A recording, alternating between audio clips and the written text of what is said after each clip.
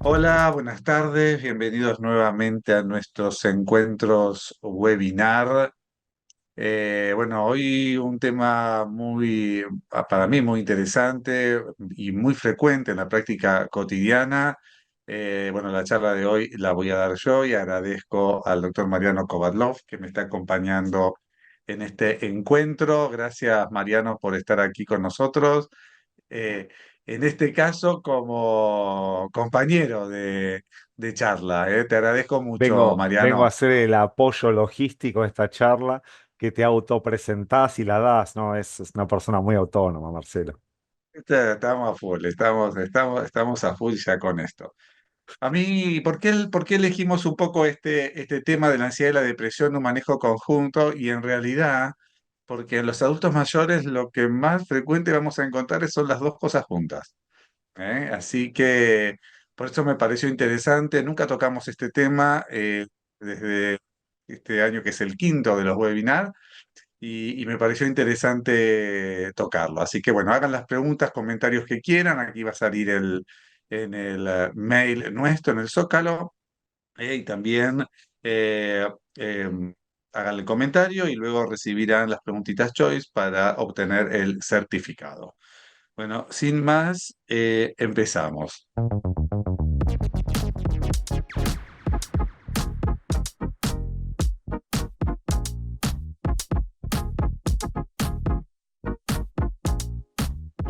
Esta diapo a mí me gusta, disculpen que está en inglés, pero entramos en un concepto del DSM-5 que son los especificadores para el trastorno depresivo mayor. Vamos a tratar de limar un poquitito la definición, donde uno va a ver que en estos especificadores, según la severidad, puede ser leve, moderado, severo, según qué patente tenga, si es un único episodio recurrente, si es algo que va, si es rápidamente ciclante el paciente o lo estacional. Esto, a ver, yo quiero que ustedes entiendan con esto que son cosas que uno va a tener que tener en mente a la hora de investigar qué patrón emocional le está pasando a nuestro paciente, ¿eh? Entonces, de la severidad, el patrón en sí, si es el único episodio, si tuvo varios episodios en el contexto de su vida, si de alguna manera cuando le pasó en alguna otra oportunidad hubo alguna remisión o no, porque también puede estar tomando la medicación y haya entrado en remisión y estar mejor. ¿Cuándo comenzó con todos estos problemas? Si empezó en edades tempranas de la vida, si empezó en edades tardías, tardías hablamos de mayores de 65 años, o fue periparto. Y otro punto que es de alguna manera el que nos compete esta charla, tiene que ver con la característica clínica, que vamos a ver que en inglés se llama anxious distress o distress o angustia ansiosa, veamos cómo lo vamos a tratar de traducir para que sea lo más elegante posible, que a su vez puede ser leve, moderado o moderado severo y severo y después otras características de este trastorno emocional, el trastorno depresivo, que son características mixtas, melancólicas, que en general lo vamos a ver en gente más joven, o atípico, catatónico, psicótico, pero bueno, hoy nos vamos a centrar en, en, en esto del distrés o la angustia ansiosa. Entonces, por un lado de la balanza tenemos el tema de la depresión y por otro lado tenemos el tema de la ansiedad. Entonces, si uno quiere enfocar desde el punto de vista más bien tipo escala, ¿eh? Siempre nos va a empezar, vamos a pensar en el PHQ-9 donde el PHQ-9 en realidad lo que hace, uno cuando lo empieza a utilizar de manera frecuente, ya tenés metidas las preguntas en tu cabecita, que tienen que ver con el interés o placer en hacer las cosas, si se ha sentido decaído o deprimido. Esas dos preguntas son las dos preguntas capitales. La anedonia con esa falta de interés en hacer cuestiones, esa falta de interés o de placer en hacer las cosas que vos hacías previamente, y la depresión en sí, si te sentiste decaído o deprimido. Uno de los dos siempre tiene que estar. Y después entramos en las dificultades para dormirse o dormir demasiado. Yo siempre cuando charlamos de este tema en particular, uno ve como qué definición rara para los diagnósticos cuando vos podés tener insomnio o hipersomnia. O sea, qué, qué gran desafío en la práctica cotidiana que nos resulta, o si tenés el apetito aumentado o tenés disminuido, o si te sentiste mal con vos mismo, con culpa. Bueno, y así uno va pasando las preguntas y y les vas poniendo una puntuación. Esto si siempre en el transcurso de las últimas 2 semanas, si fueron varios días, si fueron todos los días, si fueron la mitad. A ver, por más que uno en la práctica cotidiana sacando un trabajo de investigación, ¿no? Uno no lo utilice, pero siempre es importante conocerlo, saberlo, porque en algunas oportunidades nos va a ayudar, por ejemplo, en la indicación de comenzar o no con algún antidepresivo, que es lo que vemos en la parte derecha de la diapositiva. Es Si una los síntomas forma son de muy... cuantificar cosas cualitativas. Totalmente. Esta parte de la parte derecha a mí me parece que es clave. A ver, con el transcurso del tiempo, cuando vos te volvés canchero, lo haces intuitivamente ya. ¿Viste? Pero inicialmente, si uno puede marcar estas cuestiones, me parece que está muy bueno, y te ayuda mucho más en etapas iniciales de tu carrera o de tus ganas de profundizar los conocimientos en esto de los trastornos del ánimo. Es decir, si te da entre 1 a 4, no tiene nada, o sea, el paciente prácticamente, de 5 a 9 en leve a moderado. Acá depende mucho de la agilidad y la eficacia de uno mismo, si vos podés dar diferentes estrategias para que el paciente pueda realizar algún tipo de actividad, si se genera un buen feeling, un buen vínculo con el paciente, y vos le reordenás un poquito la cuestión, el paciente lo puede llegar a hacer.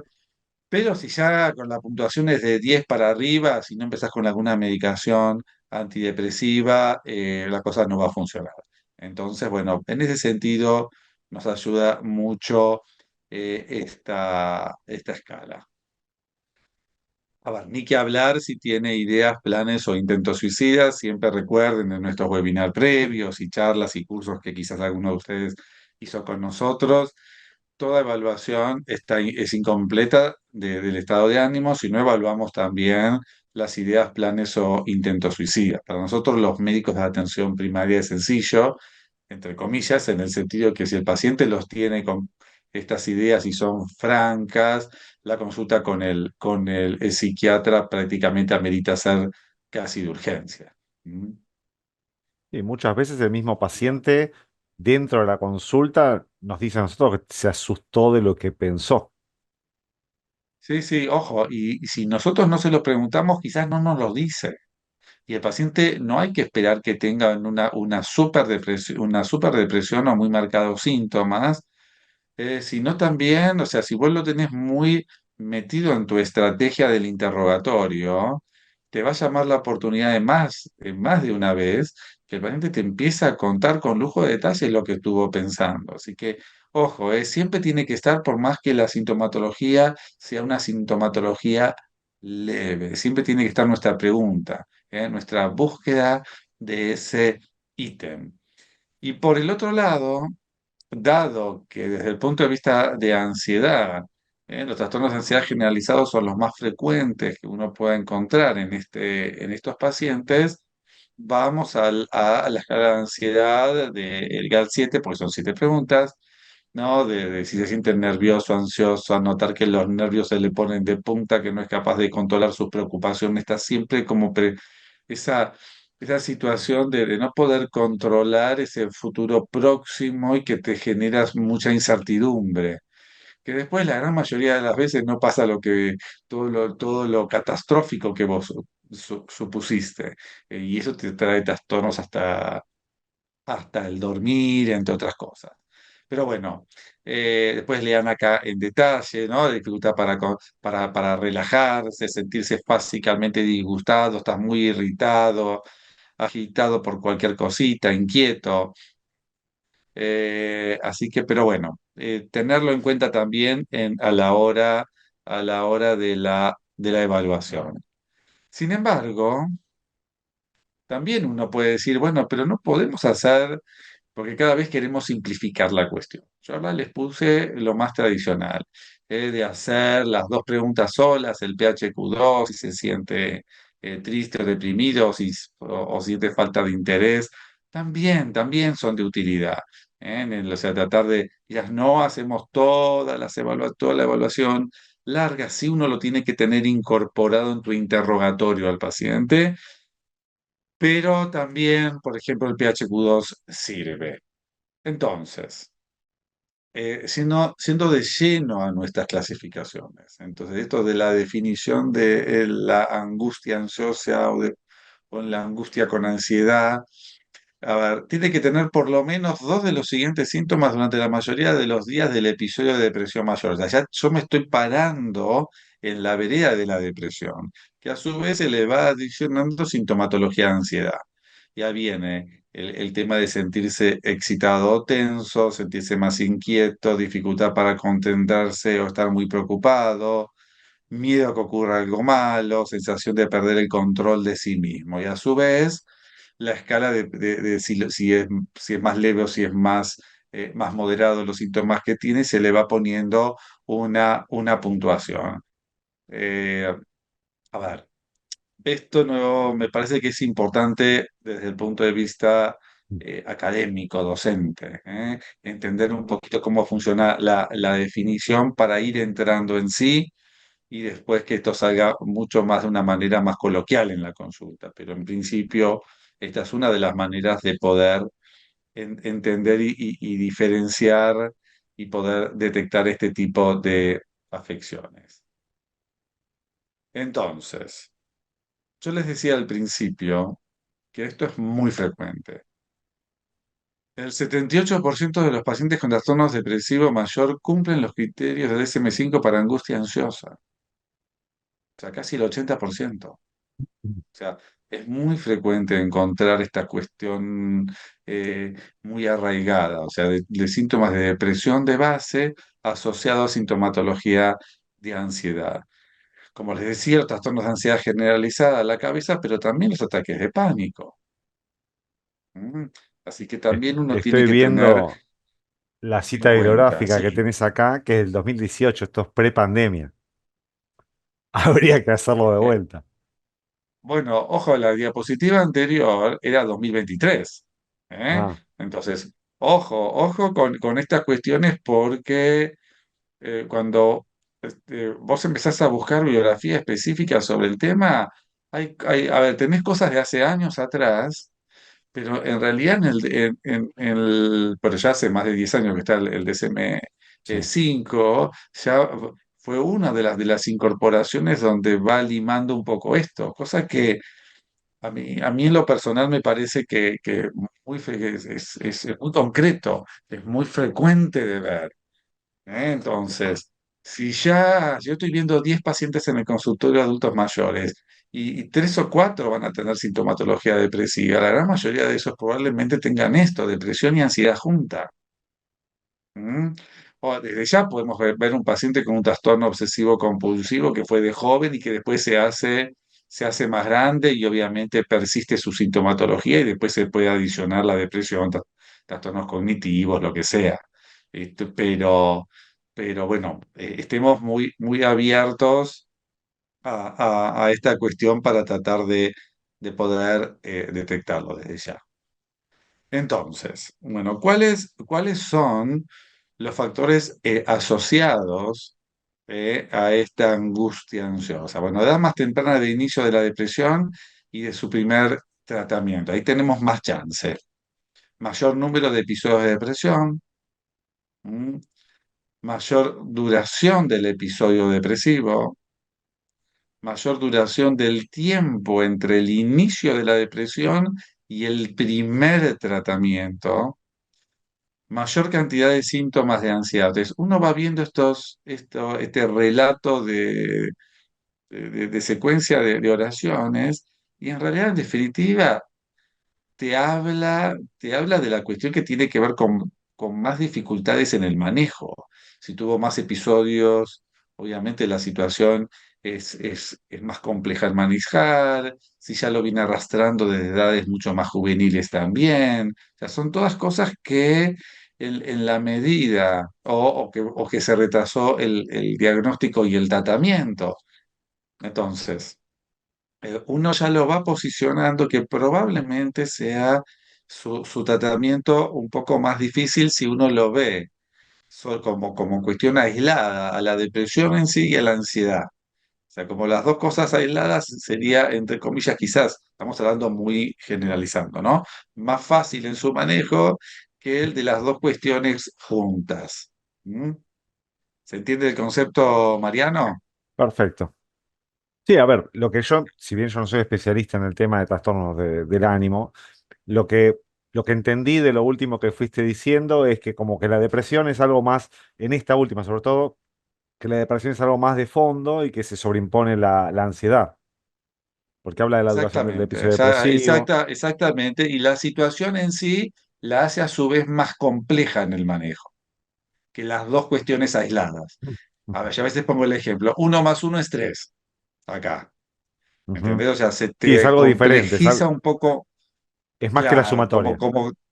claro, exactamente, como que uno tendría que estar bastante con los ojos abiertos porque uno ya de antemano debería saber que el manejo va a ser un poco más difícil que tener a las dos cosas por separado. Entonces, acá tenemos la pregunta, una de las preguntas del millón, si el paciente tiene depresión con ansiedad o un trastorno de ansiedad que ha desencadenado en un episodio de depresión. O también, si yo me pongo en la vereda de la ansiedad, esa ansiedad que de alguna manera no está del todo bien manejada, desde todo punto de vista, a la larga la chance que el paciente se deprima también va a ser alta. ¿Eh? Entonces, bueno, tenemos las dos cuestiones a tener los ojos bien abiertos y bueno, vamos a ver en el transcurso de la charla cómo lo vamos enfocando. Entonces, vamos a seguir con algunos datos extras que me parece que son interesantes. El 68% de los pacientes con ansiedad y depresión comórbida desarrollarán la ansiedad antes que la depresión. ¿Mm? Entonces, acá vemos que tienen ansiedad y depresión comórbida la ansiedad antes que la depresión. Esto es interesante también. El 13,5% desarrolla depresión antes que la ansiedad. El 18,5% desarrolla ambos trastornos al mismo tiempo. Entonces, nosotros podemos venir a confluir probablemente en una misma situación viniendo por dos caminos diferentes, o tres. Vinieron los dos conjuntamente, entramos por la ansiedad o entramos por la depresión. Lo que pasa que en general, a medida que se va cada sintomatología de ansiedad o depresión arraigando, probablemente el tema de la depresión sea el que más predomine, a la hora de la sintomatología. Entonces, yo lo que necesito es que vos, Mariano, que esto que yo estoy comentando, que parece un poco quizás nuevo para algunos, lo que uno está diciendo, si hay algo que no se entiende y para mí queda por sabido, vos me bajes a la tierra y lo vemos de nuevo. No, no, se viene entendiendo bien, o sea, lo que yo estoy entendiendo es la complejidad del tema, porque se puede entrar por todos lados. Hay lugares más frecuentes, como por Exacto. ejemplo lo que vos decís, que la ansiedad, el 70% empiezan por ansiedad y después se sobreimpone la depresión, pero podés entrar por cualquier lado. Y a mí se me plantea la duda de, en mi consultorio, siendo no especialista en esto, pero siendo la depresión y la ansiedad dos modificadores de casi cualquier patología, insuficiencia cardíaca, diabetes, de todo lo que nosotros conocemos, son modificadores prácticamente. ¿Cómo distinguimos este tipo de patologías de, por ejemplo, la bipolaridad? Ya vamos a ver. Bueno, Bueno, yo voy percibiendo algún rasgo de ansiedad en tu pregunta, de saber ya cómo lo ves, pues ya lo vamos a bueno, ver yo eso. soy del setenta ¿Eh? por ciento que vos estás diciendo acá. Yo soy El ansioso, quizá me 70% deprima algún día. de la ansiedad, pero ya vamos a entrar Dale. en ese tema, ¿eh? Perfecto. Entonces, a ver, un poco de cuál es el impacto, ¿no? De este especificador de la angustia ansiosa en el funcionamiento psicosocial en pacientes ambulatorios con depresión. Entonces uno ya ve que tener el componente de ansiedad presente en el contexto de la depresión, vemos acá en este gráfico cómo tu trabajo, tu performance en tu trabajo, en tus relaciones, ya sea familiares, de pareja, de amigos, en actividades placenteras, en trastornos globales, estas de tu vida global, en general te va a ir peor. ¿M? En general te va a ir peor. Entonces esto es muy importante saberlo. ¿M? Esto es muy importante saberlo porque tu calidad de vida se afecta mucho más. Sí, del hecho de tener las dos cosas juntas. Bueno, en esto nos basamos desde el punto de vista de tener o no a la ansiedad presente. En el contexto de la depresión. Entonces es muy, muy importante. Entonces, sigamos aprendiendo del tema. Entonces, los pacientes con depresión y ansiedad tardan mucho más en lograr una remisión. Lo que vamos a decir ahora es prácticamente lo mismo. Los pacientes con mayor sintomatología de ansiedad tardan más en alcanzar remisión de la depresión. Acá vemos dos citas diferentes, como que va a ser, yo como profesional, me parece que este es un concepto que yo quiero recalcar, me va a llevar probablemente más trabajo desde el punto de vista de mi esfuerzo, poder llegar a la remisión de los síntomas. Cuando yo hablo de remisión, estoy hablando de mejorar el 50% o más de sus síntomas. ¿Mm? Desde ya que en el consultorio el hecho de que el paciente te viene y te dice me siento mejor, te alcanza como para decir que está mejor. La escala, como veíamos antes, la del PHQ-9 o también la GAD-7, también te ayuda un poco en cuantificar eso, que en general lo hacemos más en el contexto de pacientes que están en alguna suerte de protocolo de investigación. Pero yo ya sé de antemano que esta situación va a ser más difícil en el manejo. Entonces, a su vez, también hay una asociación en este estrés subclínico y síntomas de ansiedad en individuos con depresión mayor. Entonces, uno lo va a ver que empiezan a aparecer muchos trabajos. En este otro trabajo también hay una correlación neuronal de la angustia ansiosa y la depresión. Estos son estudios por neuroimágenes. O sea, siempre todas las cuestiones que tienen que ver con con el estado de ánimo, se le trata de ver cuál es la fisiopatología de estas cuestiones y si eventualmente algún estudio por imagen, algún estudio funcional por imágenes te puede ayudar. Entonces esto de alguna manera corrobora más lo que uno está diciendo. Entonces, con este trabajo, ustedes fíjense, esto es del año 22, o sea, publicado en el 22, entonces son cosas relativamente próximas. O sea, cómo se sugiere que esta hiperactividad de la amígdala y a través del circuito estriado límbico tiene que ver mucho con la cuestión emocional. Ustedes a ver, principalmente lo traigo para eso. Hay muchas cosas que se están investigando y están saliendo a la luz.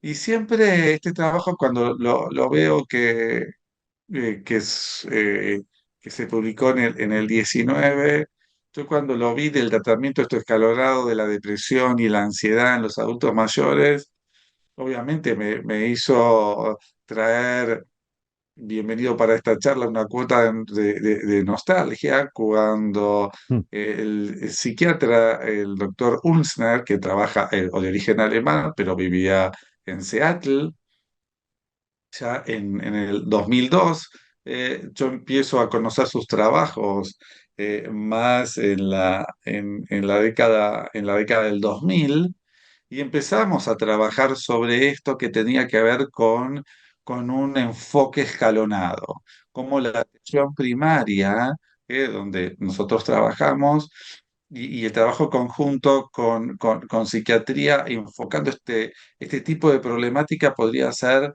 hasta muy beneficiosa.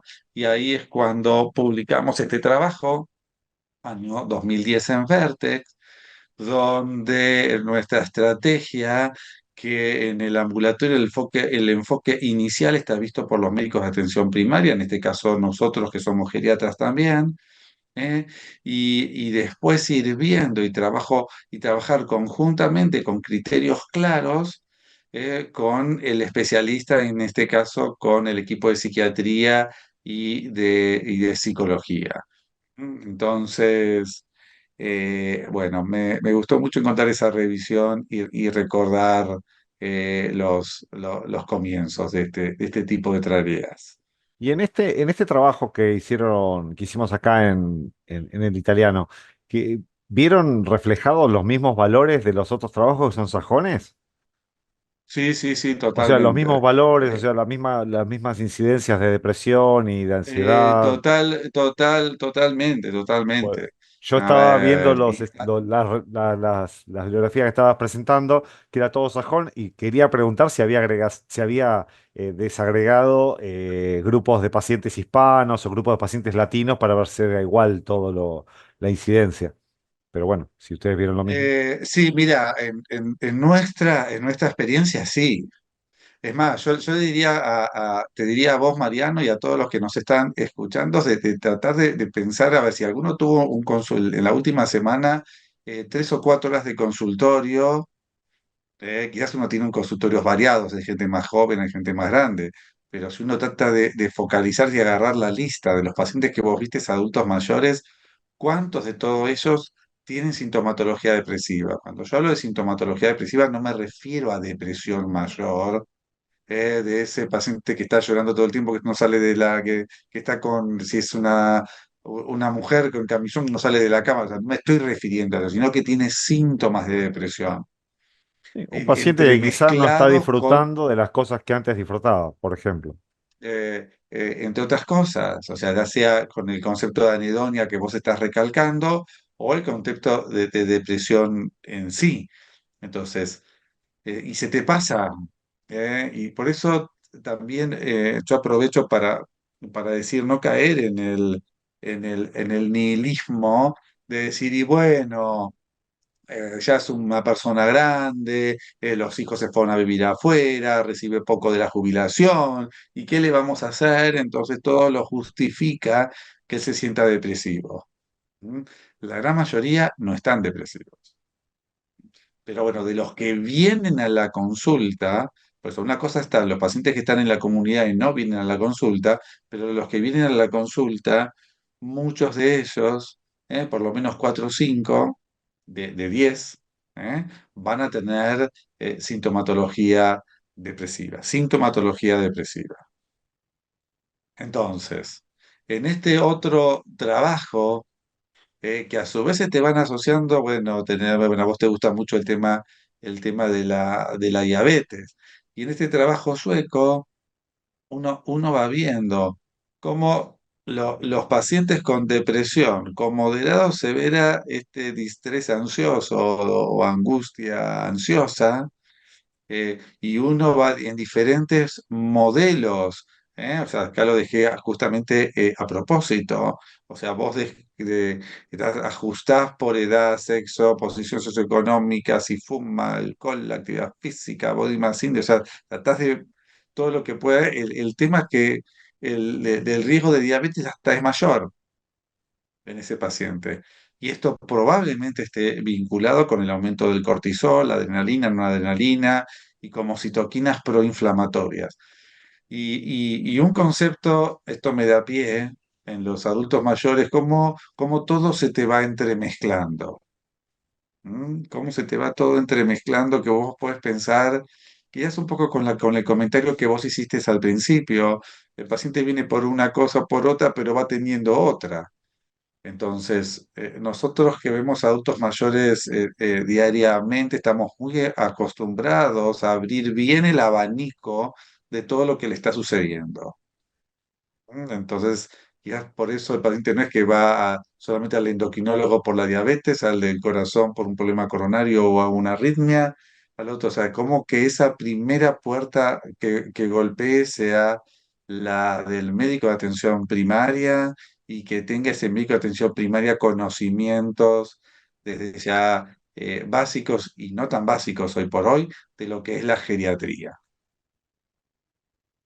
Bien.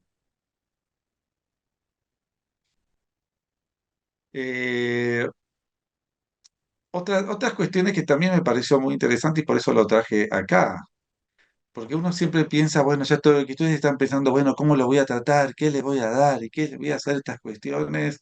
Y las cosas que tienen que ver con la música y con el baile y con eso, uno tiene que saber que hay situaciones que en diferentes trabajos se van repitiendo que pueden ser a ser beneficiosas. ¿eh? En esto que tiene que ver con el baile, y por eso lo traje aquí. La cita está chiquitita, ahí abajo a la derecha, pero esto es una cita actual. En esta revisión vemos cómo el tema del baile varias veces por semana. Esto no quiere decir que uno vaya a un lugar a bailar. Ahora, siempre pongo de ejemplo una paciente mía que se la sigo viendo, que a través del baile y la música de Luis Miguel, sus trastornos de conducta bajaron y yo pude entrar y poder participar activamente en su estrategia terapéutica cuando rechazaba a todo el mundo. Entonces, son situaciones que a veces uno lo ve extraño, ¿no? ¿Cómo voy a hacer eso? ¿Cómo voy a...? ¿no? Pero en realidad, si uno también abrimos nuestro abanico mental de estrategias de manejo, vamos a encontrar muchas satisfacciones. Te quiero ver bailar la próxima, Mariano, ¿eh? Eso te lo Así que debo, no, Marcelo. Tengo un temita con el ¿eh? baile yo. Tengo un temita con el baile. Ah, Mm. ok. Y acá, siguiendo con el trabajo, esto sí, a ver, en la evaluación total, el balance es positivo, está a favor de la intervención, pero ojo, a veces cuando uno ve acá, si el paciente tiene un deterioro cognitivo leve, enfermedad de Parkinson, quizás los beneficios no son mayores en cuanto al baile, la música. Si no tiene comorbilidades, y es lo que se ve en la parte de arriba del gráfico, quizás sí. Pero bueno, a ver, en principio no perdemos absolutamente nada, y es una estrategia también a tener en cuenta. No, que además puede El, tener eh, varios beneficios sobre muchas otras patologías del paciente, al margen de la a su vez, depresión. claro, y después le mejora la diabetes, El seguro, ¿eh? sueño, la ¿Eh? diabetes, el sedentarismo, la Sí, masa sí, por eso, la muscular, la hipertensión, desde coordinación, ya. todo. Y después uno ve este tipo de cuestiones también en esta diapo, vamos a ver con respecto al tema de la demencia también. Cómo se te va entremezclando también. Si ustedes se fijan, vos fíjate, sin síntomas clínicamente significativos, el 40%. Pero si agarramos en esta torta con síntomas de ansiedad, síntomas de depresión y ansiedad o síntomas de depresión, o sea, la gran mayoría va a tener sintomatología vinculada con ansiedad y con depresión. O sea, quién más o quién menos, en este caso nos pasamos, nos ponemos en la vereda de pacientes con deterioro cognitivo, lo vamos a encontrar. Este es un trabajo que se hizo con personas de la comunidad, o sea, se fue a buscar a estos pacientes, y un tercio de las personas con síntomas de depresión y la mitad tenían síntomas de depresión y ansiedad estaban tomando a su vez antidepresivos. Quiere decir que hay muchos que no estaban tomando antidepresivos. Entonces es otra cosa también a tener en cuenta, ¿eh? Que en general los usos de servicios de salud mental en general fueron bajos. Y en general en los pacientes, esto otro concepto que también es muy importante, que los pacientes con deterioro cognitivo no tenemos que pensar que cumplan todos los requisitos o todos los criterios de depresión que tuvimos un poco viendo al principio, sino ya con algunos síntomas que tenga, también estamos, entre comillas, habilitados para intentar darle inhibidores de la recaptación de serotonina. Así que eso tengámoslo bastante en cuenta. Bien, en honor al tiempo, a lo concreto que son nuestros webinar, ya vamos llegando a una parte de, bueno, lo vamos manejando. Ya estuvimos viendo que se te puede entremezclar con cuestiones que tengan que ver con comorbilidades, con diabetes, como vimos con deterioro cognitivo. Y esta diapo, también pido disculpas que está en inglés, pero un poco me parece que se entiende. O sea, si vemos donde dice depresión y ansiedad, después tenemos que ver qué causa externa es que siempre uno quiere, y esto es resorte nuestro en la atención primaria, tenemos que dejar que no tenga otras cuestiones clínicas. Porque el paciente puede tener problemas en la tiroides, el paciente puede estar muy desganado y tener una anemia y uno tenga que investigar si no tiene algún tumor de base. Tenemos que investigar en un análisis, por ejemplo, una creatinina y que no tenga insuficiencia renal y que en realidad lo que le está sucediendo es sentirse más caído, más asténico, tenga que ver con su falla renal.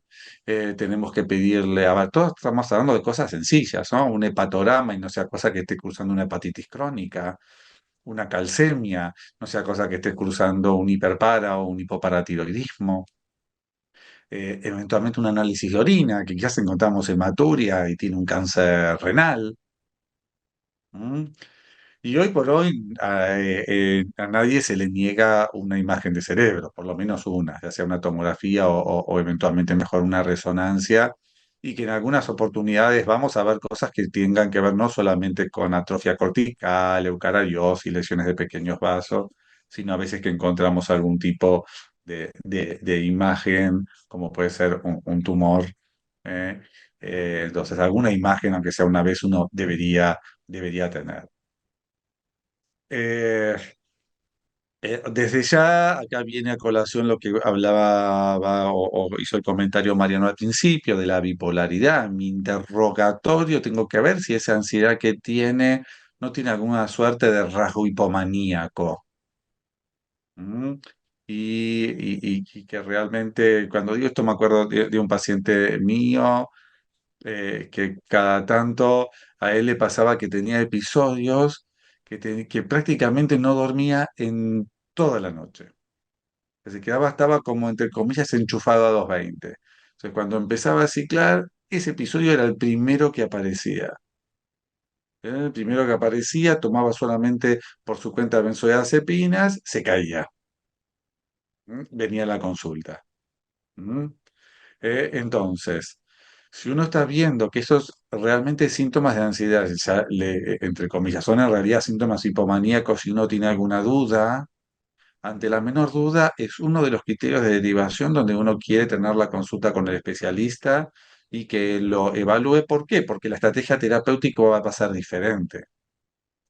Quizás yo le tenga que dar alguna medicación, ya sea eventualmente aripiprazol, quetiapina, algún medicamento para luego quizás comenzar, o algún modulador estabilizante, para luego comenzar eventualmente con un IS. Pero ahí me parece que sí es criterio de la consulta con el especialista.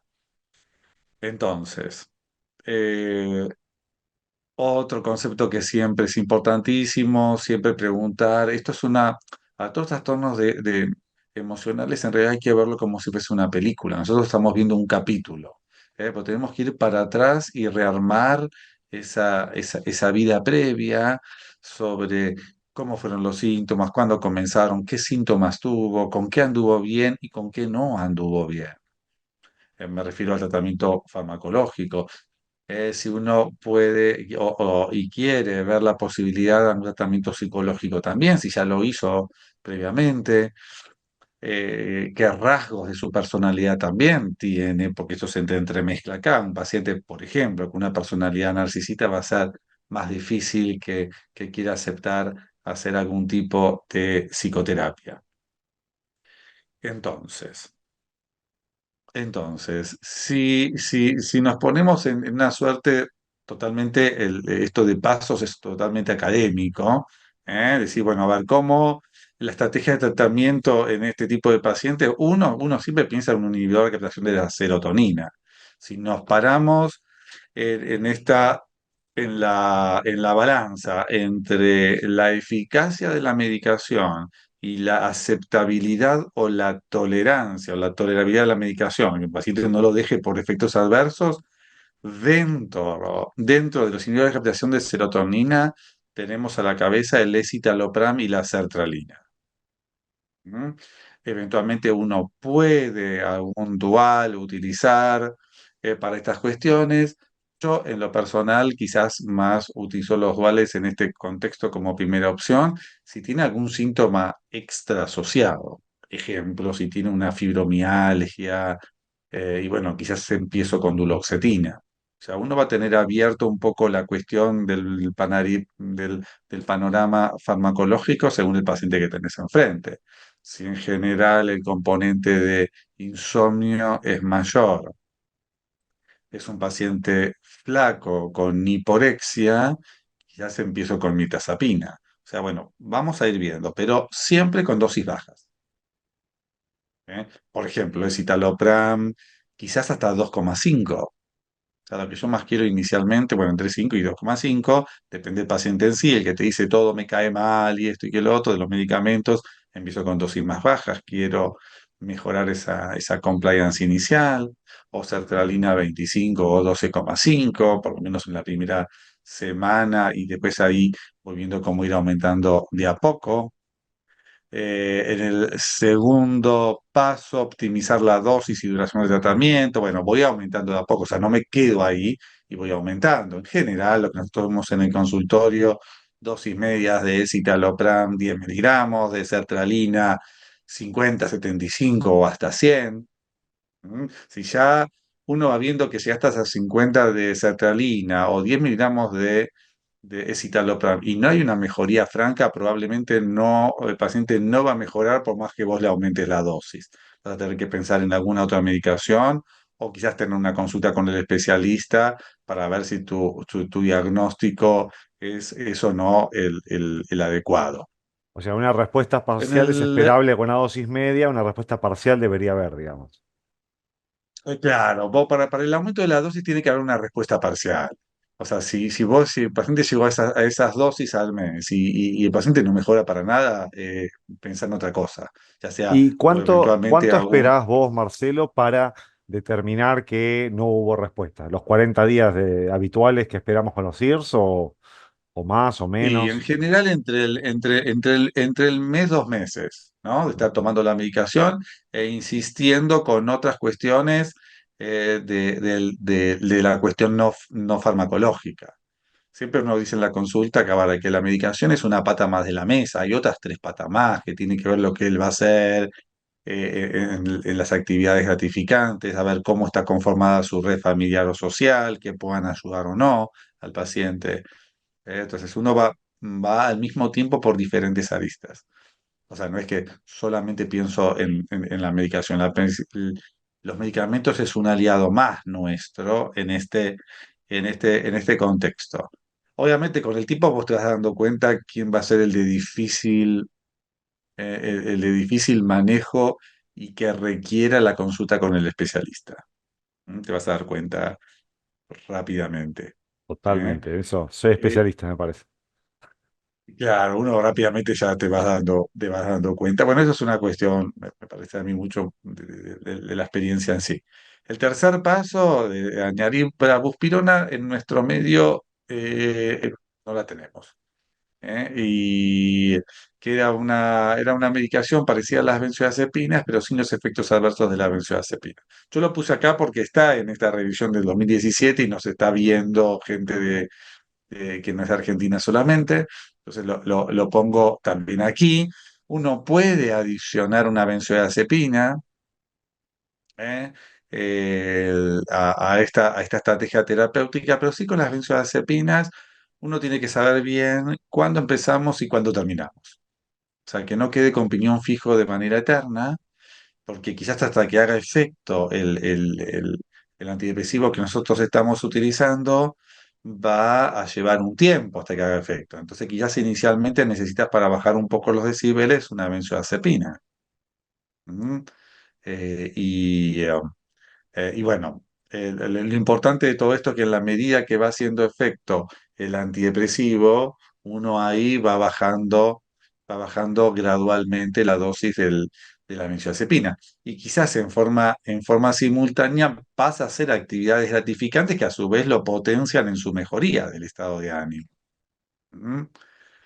Eh, y como cuarto paso, dependiente un poco de la historia clínica del paciente y de la gravedad de la ansiedad, añadir o no un antipsicótico de segunda generación que esté aprobado por la FDA para la depresión. Ejemplo, acá tenemos al aripiprazol, que quizás lo utilizamos poco en este aspecto y quizás en nuestro medio pegó mucho más el tema de la quetiapina, pero cuando vos analizás en detalle la quetiapina, que más lo utilizamos para los trastornos de conducta en el contexto de la demencia, en realidad hay una revisión reciente de Jeffrey Cummings al respecto y que la quetiapina prácticamente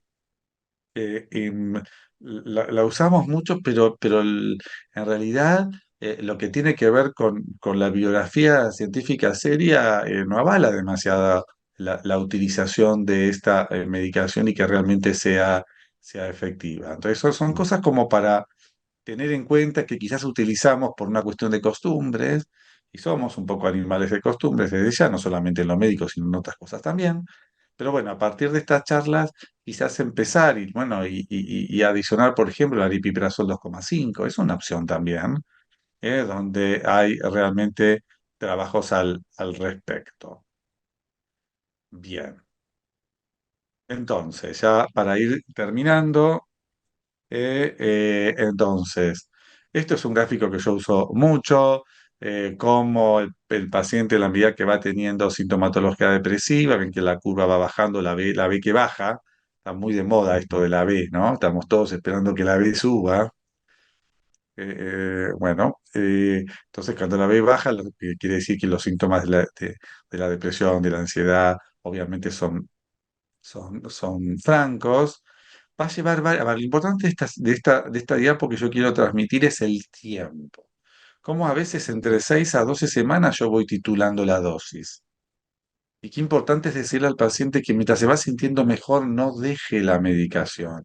Que esto no es como tratar una infección urinaria que yo a los 2, 3 días me siento mejor de los síntomas urinarios y al quinto quizá lo dejé el antibiótico. Esto no es Ujú. así. En la medida que yo me siento mejor, tengo que seguir tomando la medicación porque o si no, la chance de recaída, o eventualmente después de recurrencia van a ser altas. Entonces me tengo que tomar el tiempo de explicarle esto al paciente, que la decisión de la continuidad de la medicación o el aumento de dosis del antidepresivo o la disminución del antidepresivo tiene que ser una decisión conjunta entre el paciente y el profesional.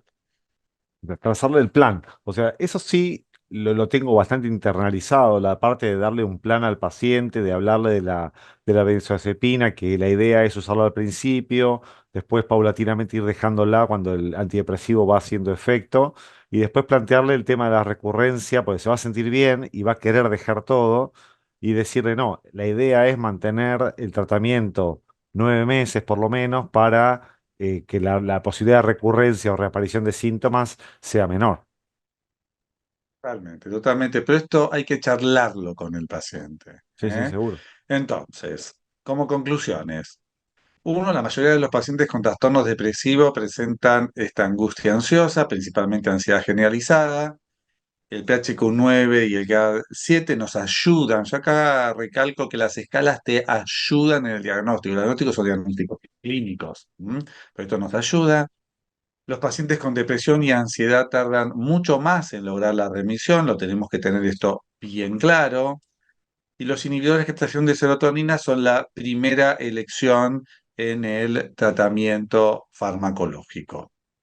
Así que bueno, espero que haya sido de utilidad, eh, y bueno, hagan las preguntas que quieran hacer. Acá va a salir de nuevo en el Zócalo el mail para que ustedes manden algún comentario y después recibir las preguntitas choice y así obtener a posteriori el certificado. Y Mariano, te agradezco un montón de No, haber mira, participado aquí entendí. nuevamente con tu presencia. Es un tema que yo no soy especialista, pero que todos los días tengo que estar manejando este tipo de pacientes. Nosotros, por suerte, en el hospital tenemos consultorios especializados, tanto de geriatría como los de el departamento de psiquiatría, donde tenemos circuitos de atención más rápido para mandar a nuestros pacientes. Y realmente el webinar fue muy, muy claro. Son tiene, ¿cómo se llama? Conceptos bien claros y entendibles, me pareció, y que nos dan herramientas para poder manejar a nuestros pacientes. Totalmente. Así que bueno, les agradecemos a todos su participación y bueno, y nos volvemos a ver en un próximo encuentro de nuestros webinar los días lunes, o sea, el próximo lunes a las 19 horas. Chao y bueno, nos seguimos cuidando. Listo. Chao, Marcelo, hasta luego.